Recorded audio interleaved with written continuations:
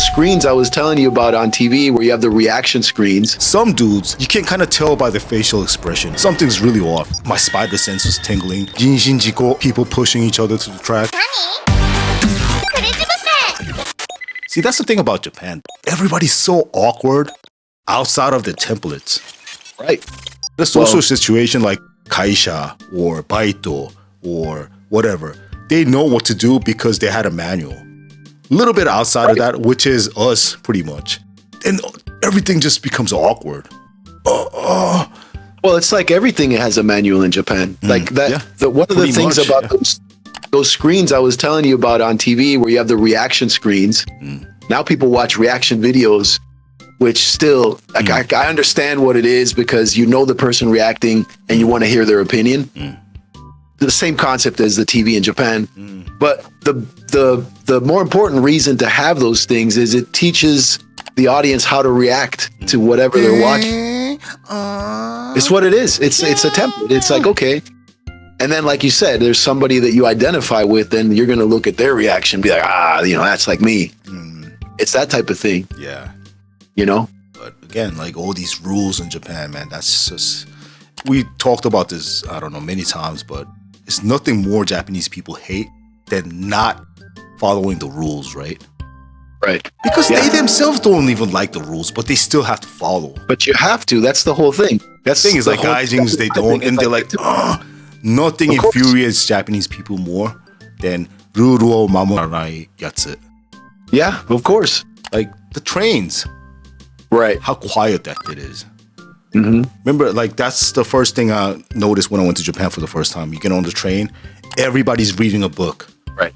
Or, like, keitai. Even keitai, like, when I first went to Japan, it wasn't, like, super nice keitais. It was, like, one of those, like, Nokia-looking ones. So nobody was on their phone that much. Everybody was on the... They had some really tiny ones, too, around that time. Like, some super small ones. Super small ones.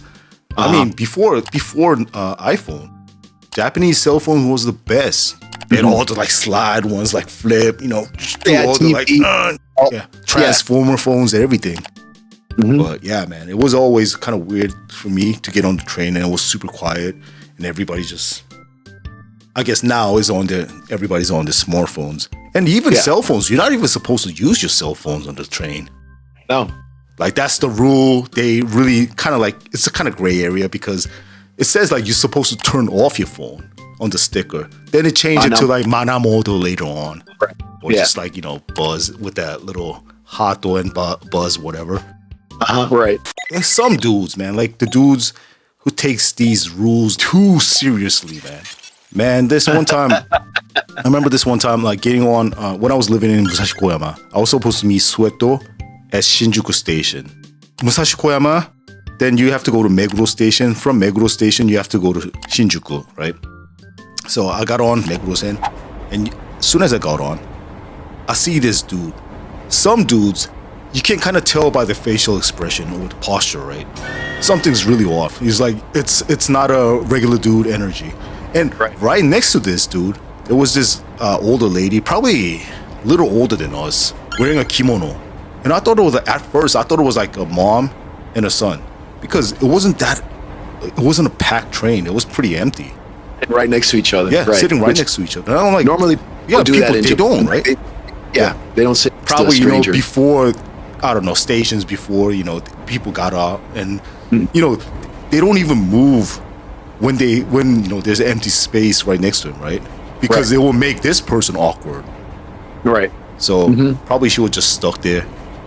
Then train leaves. And I was like, just mendokusei na. Then this lady, she answered her phone.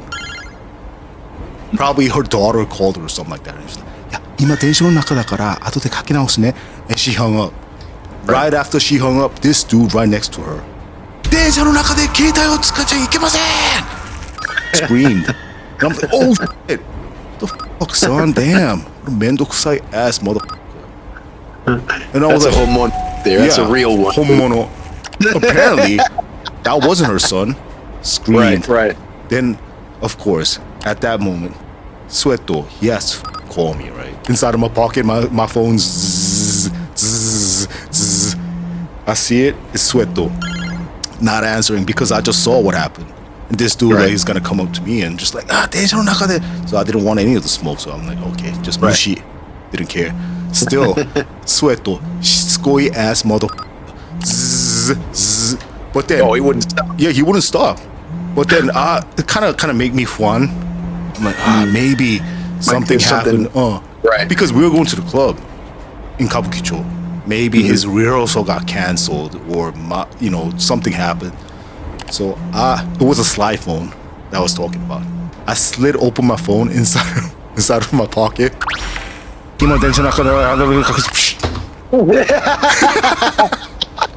Not even a second, and I hung up. And I looked at him like, probably barete nai sho. Probably he didn't see me. Nah. Dude was steaming, dude. Yeah. And I'm like, oh. But I had to retaliate.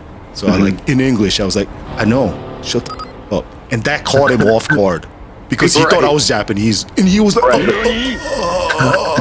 we had to recalibrate the whole situation. But then it was Meguro Station already.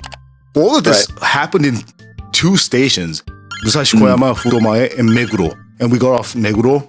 Then you have to go up to the JR platforms, right? Right. I went up, and I just went up to the JR platforms and waiting for my JR train, Yamanote-sen. Depends on where you grew up. You always look around. You just don't like. That's the thing about Japanese people too. They just. No, they don't, because again, it's heiwa boke. Us. Always. Yeah, just always, yeah. And I was just looking around, and it kind of felt weird. I was like, what is this? Like, does it feel like my spider sense was tingling? I look back right behind me. You know those H-beams that has like the Eki no namae, Meguro Station slapped on top of it? What do I see? The same dude right behind that pole.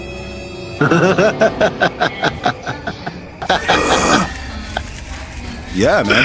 And this was a time there was no screen doors. Right. Yeah, because now remember how many times? But remember how many Jishin Jiko people pushing each other to the track? Like what happened in New York. And as soon as I saw that dude, I just turned around 180, facing that dude. Right. Behind me, no screen door, no nothing. And inside of my head, I'm like, please, Yamanote-san, hayakukite. I'm just praying inside. Man, that was who knows what's gonna happen, right? Yeah. And finally the train arrived. I just moonwalked in to the train. I didn't even go all the way in. I stood right in front of the door in case this one decides to rush me. I could just Sparta kick his ass and just right. But luckily he did it and just went to Shinjuku. Yeah, you got to watch out. There are weirdos definitely walking around Tokyo for sure. Really, who knows? Yeah, man. Like, let's say, like, was just like, not looking, just not being aware of what's going on around me. Maybe he was just. No, you always got to. You always got to be aware of your surroundings. That's just something in any city, I would say. Tokyo, it's easy for people to let their guard down because it's super safe. It's like, it's super chill. People are nice. Like, you know. But I guess when you're out drinking in Tokyo, you might. I still do. Sometimes, yeah. Well, if I'm with you or my boys, you know, it's okay.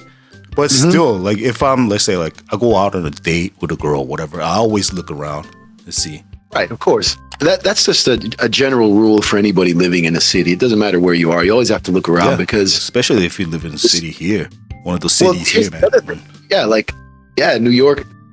Here's the thing. You always see these stories, but it's like having so many people around gives sometimes a false sense of security. Right. Most of those people are going to bounce. Right. Yeah.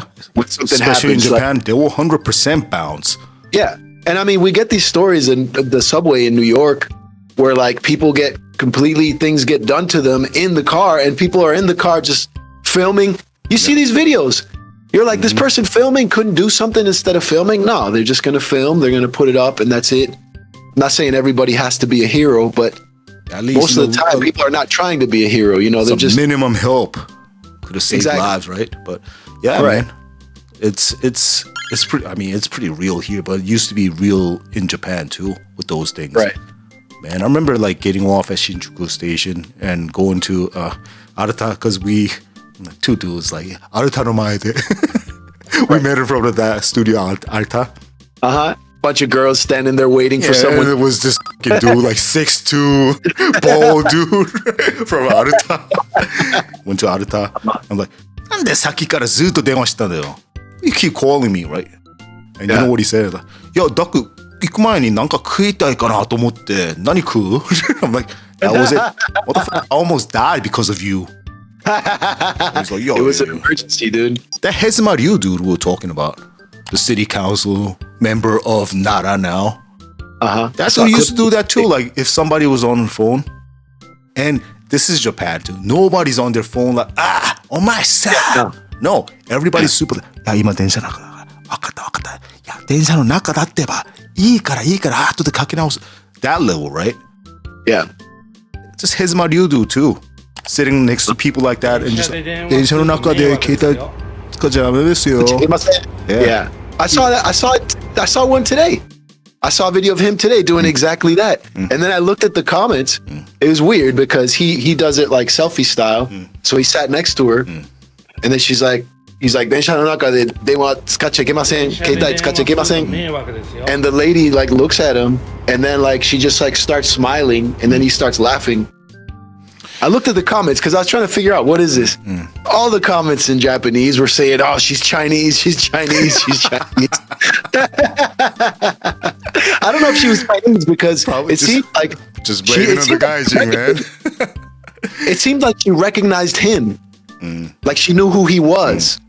Like he did that. She looked at him and then she started smiling. So I'm like, I don't know. At least he wasn't being like hostile, right? No. Nah, but this dude I was talking about, he was like straight up screaming. Like just this lady was like, right? And this dude was straight up, man, shut the fuck up. Like, yeah, he's just trolling, dude.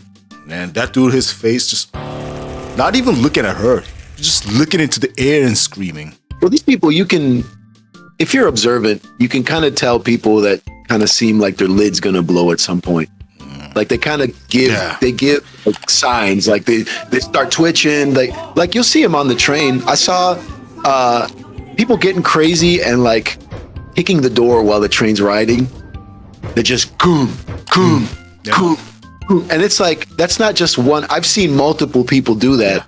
Yeah. It's almost like that's part of the manual. If you're gonna while out, if you're gonna crash out, even that is rude. Right. Or the dudes just like bashing their head just against the glass. Man, I'm pretty sure it's way less now. They say like when we were in Japan, like the work stress level was like the peak at the time. Yeah, I heard things are a little bit more chill now. Who knows, man? Depends on where you work at, especially in Japan, man. Nani?